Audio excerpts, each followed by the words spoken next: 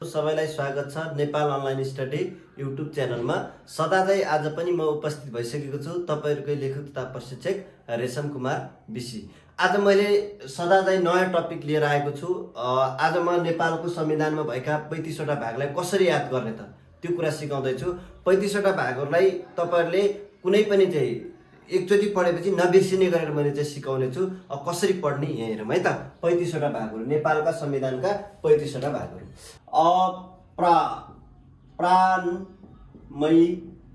प्राणमयी रारा र राष्ट्रपति। प्राणमयी रारा र राष्ट्रपति भनेर सम्झिने पहिलो चोटि। राष्ट्रपति, प्राणमयी रारा र राष्ट्रपति भनेर सम्झिने। प्राणमयी रारा र राष्ट्रपति भनेर सम्झिएपछि तपाईको यहाँ कति भाग 1 देखि भाग 6 सम्मको याद भइहाल्छ। हेर्नुस् है, यो भने के हो, म यहाँ एक पहिलो चरणमै यो 1 देखि 6 सम्मका भागहरु सम्झिने। त्यसलाई प्राणमयी रारा र राष्ट्रपति भनेपछि प्राण भनेको मन है त, हृदय भित्र नै रारा ताल राष्ट्रपति छन् भनेर सम्झिनुस् के सक्यो। अब हेर्नुस् यो भाग 1 यो भने के त भने भाग 1 मा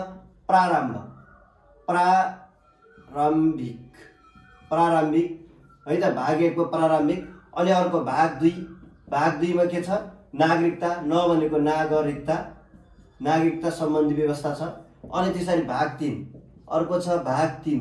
भाग 3 मा मै भनेको मौलिक हक है, मौलिक हक र कर्तव्य, मौलिक हक र कर्तव्य भयो। अनि त्यसरी भाग अर्को हेर्नुस् है, भाग 4 त्यसपछि यी हेर्नुस्। रा भनेको पहिलो रा भनेको राज्यका निर्देशक सिद्धान्त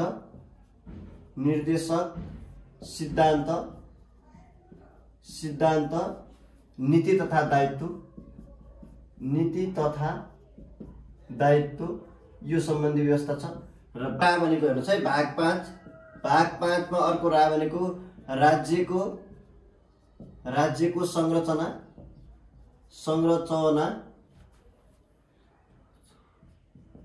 र राज्य शक्तिको बाँडफाँड, राज्य शक्तिको बाँडफाँड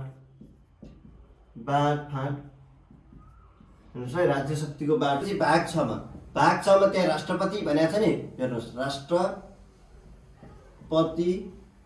र उपराष्ट्रपति सम्बन्धी व्यवस्था छ। उपराष्ट्रपति सम्बन्धी व्यवस्था गरेको छ है त। अब पहिलो मैले के सिकाएँ भने पहिला तपाईले यो 1 देखि 6 सम्मका भागहरु ट्याक्क कण्ठ गरिहाल्ने, यसलाई आउट गर्ने, त्यसपछि म पढ्ने अरु सिकाउँछु। प्राणमयी भनेको मनभित्रै के छन्, रारा ताल राष्ट्रपति छन् भनेर सम्झिनुस्। 1 देखि 6 सम्मका भाग शब्दकै सकियो। अब यसपछिका कसरी पढ्ने हेर्नुस् है। एउटा संघीय, अहिले त 3 तहको संरचना छ नि, संघ, प्रदेश र स्थानीय गरेर 3 तहको छ। त्यसरी अब हामी 3 तहलाई सम्झिने। संघीय भनेर सम्झिने। संघीयमा हेर्नुस् है, संघीयले कति भाग 7 देखि 10 सम्म संघीय भित्र पर्छ। अनि त्यसपछि अर्को के सम्झिने भने हेर्नुस् है, यो संघीय एउटा सम्झिने, भाग 7 देखि 10 सम्म संघीय भित्र पर्छ।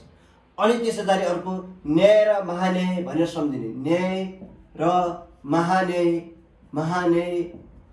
भनेर सम्झिने। यो भनेको 11 र 12 नम्बर भागमा पर्छ। अनि त्यसपछि हेर्नुस् है, यो संघीय, न्याय र महान्याय सम्झिने। त्यसरी अर्को प्रदेश सम्झिने। प्रदेश हेर्नुस्, प्रदेश सम्झिने। त्यसपछि के सम्झिने भने स्थानीय। प्रदेश सम्झिएपछि स्थानीय सम्झिने। हेर्नु त, प्रदेश सम्झिएपछि कति भाग भने चाहिँ हेर्नुस् है, प्रदेशले चाहिँ 12 भइसक्यो थियो। अब 13 देखि 16 सम्मका भाग प्रदेशमा है। अब तीनटैलाई सम्झिने, संघ, प्रदेश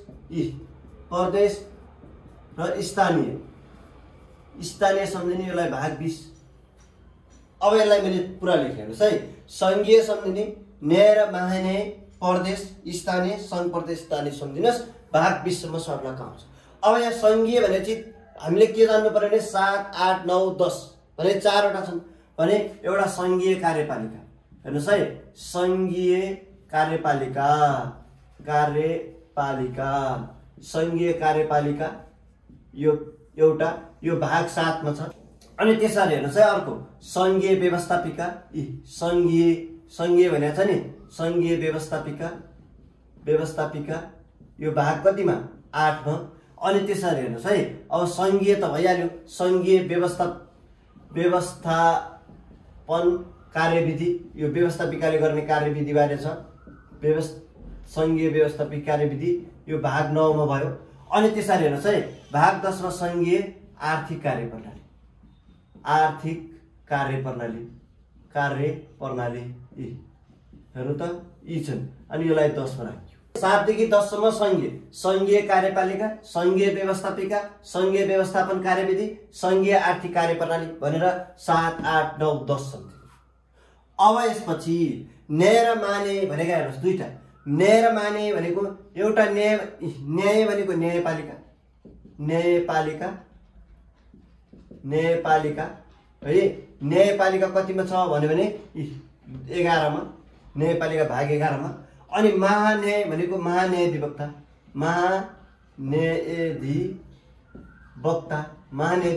भनेर अर्को छ, यो कतिमा भाग 12 मा छ है त। यति कुरा सम्झिनु। अब तपाईँ प्रदेशमा आउँदाखेरि ट्याक्कै फेरि त्यही संघीयमा जाने। संघीय कार्यपालिका, संघीय व्यवस्थापिका, संघीय व्यवस्थापन कार्यविधि, संघीय आर्थिक कार्यप्रणाली भनेर भनेको छ नि हो। त्यस्तै गरेर अब संघ भनेको ठाउँमा प्रदेश राख्ने। अरू सबै हेर्नु त प्रदेश कार्यपालिका, प्रदेश कार्यपालिका यो कतिमा भाग 13 मा है। अब हेर्नुस् यी प्रदेश कार्यपालिका पछि के आउँछ व्यवस्थापिका यो 14 मा भयो। अनि त्यसरी अर्को प्रदेश के त व्यवस्थापन कार्यविधि, त्यही कुरा लेख्ने व्यवस्थापन कार्यविधि है। व्यवस्थापन कार्यविधि यो कतिमा 15 मा छ भने।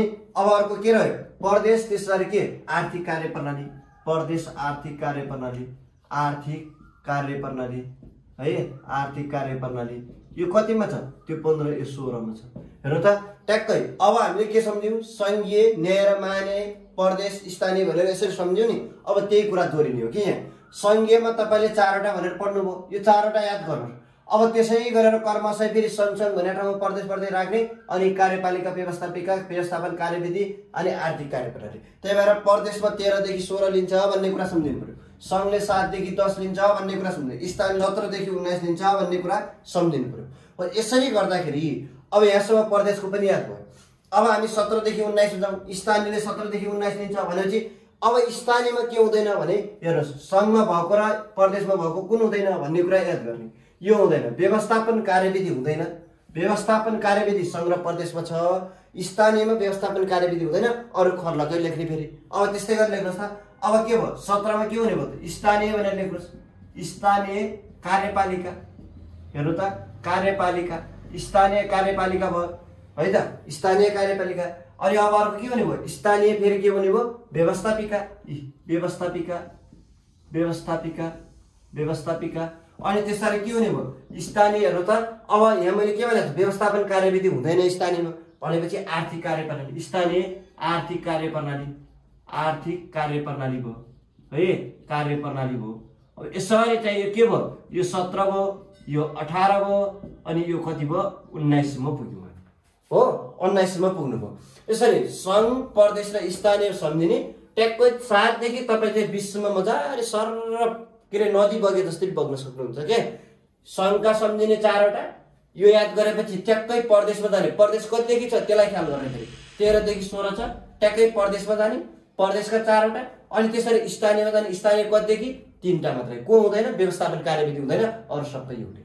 अनि त्यसरी विश्वमा के छ 3टैको अन्तर सम्बन्ध, सङ्घ, प्रदेश र स्थानीयको अन्तर सम्बन्ध पनि हो। अन्तर सम्बन्ध यति हो, अन्तर सम्बन्ध 20वटा भाग त सके है त, अन्तर सम्बन्ध भयो। अनि यसरी 20वटा याद गरिसकेपछि अब हामी के छौँ, अब त्यसपछि 21 देखि कसरी हेर्नुहोस् है। 7 देखि 20 सम्म यसरी पढ्नु होला। सङ्घ, प्रदेश र स्थानीय त न्याय र महान्याय भनेर सम्झिने त्यो बिचमा। अनि त्यहाँनिर सङ्घीय, न्याय र महान्याय, प्रदेश, स्थानीय र 3टैलाई लास्टमा सम्झिने। त्यसो गऱ्यो भने 7 देखि 20 सम्म त तपाईँ पुगिसक्नुभयो त।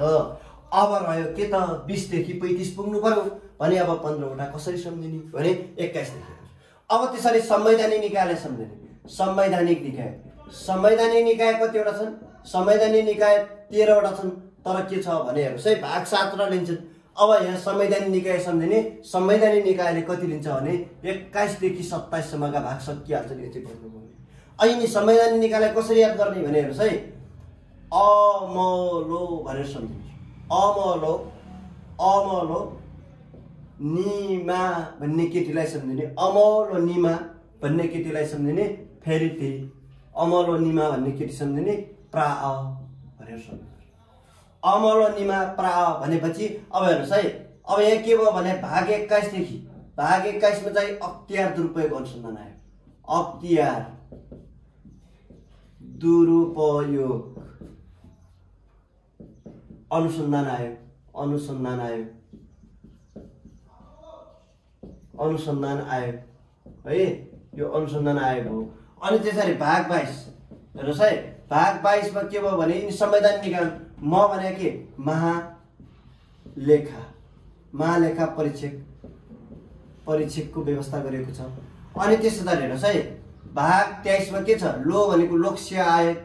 हेर्नुहोस् है, 23 मा लोक सेवा आयोगको बारेमा व्यवस्था छ। हेर्नुहोस् है, लोक सेवा आयोग।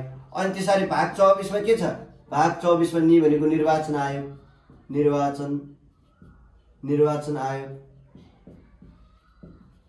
निर्वाचन आयोगको व्यवस्था छ। अनि अर्को के रह्यो अब भाग 25 मा के को व्यवस्था त, मा भनेको मानव अधिकार आयोग, अगाडि राष्ट्रिय मानव अधिकार आयोग भनेर भन्छ, त्यति हो। राष्ट्रिय मानव अधिकार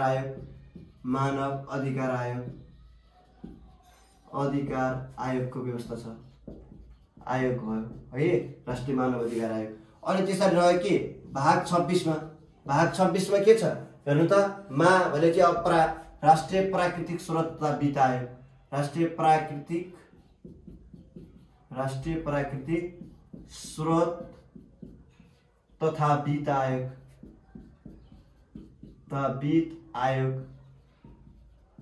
आयोग छ।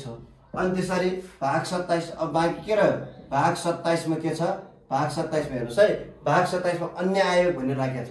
अब यी अन्य आयोग भित्र चाहिँ 7 वटा आयोग पर्छ, अन्य आयोग भनेर राखेको छ, अन्य भित्र चाहिँ 7 वटा पर्छन्। त्यो भनेको हेर्नुहोस् है, म यो धारा पढाउँदाखेरि भन्ने छु, तर अहिले मैले सर भने यो महिला आयोग, दलित आयोग, हेर्नुहोस् यो भित्र पर्ने महिला आयोग, दलित आयोग, समावेशी आयोग, आदिवासी जनजाति आयोग, हेर्नुहोस् है, आदिवासी जनजाति आयोग, मधेसी आयोग, अनि त्यसरी थारू र मुस्लिम गरेर चाहिँ यिनी 7 वटा यहाँ राखिएको छ।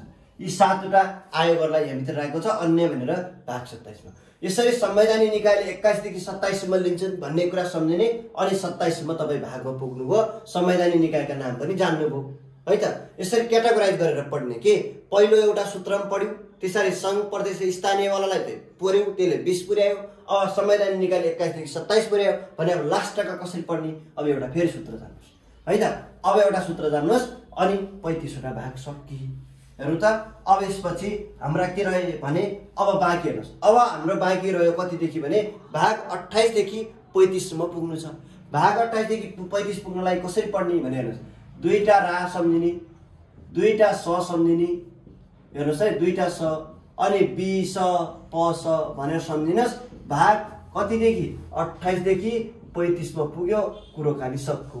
हेर्नुहोस् अब यो भाग कति, भाग 28 मा हेर्नुहोस् है, यो भाग 28 मा रा भनेको एउटा रा भनेको के, राष्ट्रिय सुरक्षा सम्बन्धी नीति, राष्ट्रिय हेर्नुहोस् है, राष्ट्रिय सुरक्षा सम्बन्धी व्यवस्था, सम्बन्धी के त व्यवस्था, राष्ट्रिय सुरक्षा सम्बन्धी व्यवस्था। त्यसरी भाग 29 मा के, अर्को रा, एउटा राष्ट्रिय सुरक्षा सम्बन्धी व्यवस्था, अर्को रा भनेको चाहिँ राजनीतिक दल सम्बन्धी व्यवस्था, राजनीतिक दल सम्बन्धी व्यवस्था, दल सम्बन्धी व्यवस्था। अनि त्यसरी हेर्नुहोस्, अब भाग 30 मा पुग्नुहोस्। हेर्नुहोस् यहाँ 30 मा पुगेपछि यो सङ्कटकालीन अधिकार सम्बन्धी व्यवस्था, सङ्कटकालीन अधिकार सम्बन्धी व्यवस्था, अधिकार सङ्कटकालीन अधिकार छ है त, एउटा छ भने। अर्को 31 मा अर्को छ भने के, संविधान संशोधन सम्बन्धी व्यवस्था, संशोधन संविधान संशोधन छ भाग 31 मा। अनि त्यसरी अर्को अब बी भनेको भाग 32 मा के छ विविध भनेर राखेको छ विविध भनेर राखेको छ। अनि अर्को चाहिँ भाग 33 मा स भनेको यो स भनेको संक्रमणकालीन व्यवस्था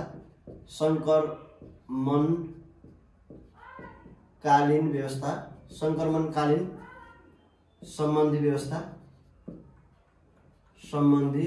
व्यवस्था छ है संक्रमणकालीन सम्बन्धी व्यवस्था छ। अनि यो सब अब त्यसरी प भाग कति भाग 33 पछि 34 मा के भाग 34 मा प भनेको परिभाषा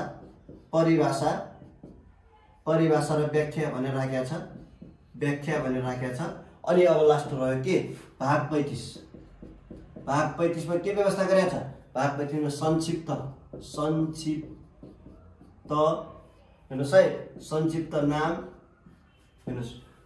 नाम प्रारम्भ र खारेजी सम्बन्धी व्यवस्था गरेको छ। यसरी नेपालको संविधानका 35 वटा भाग सकिन्छ।